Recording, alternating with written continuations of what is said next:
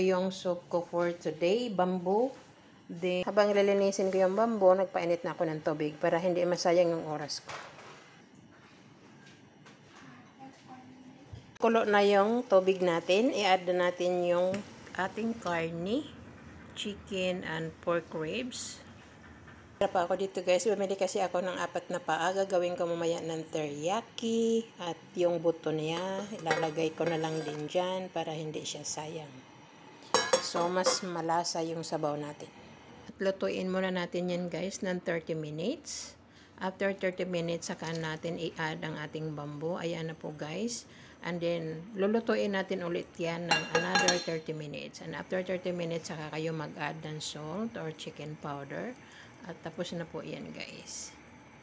Kayo na rin mag-adjust sa gusto nyong panglasa guys. And thank you for watching. See you on my next vlog. Bye!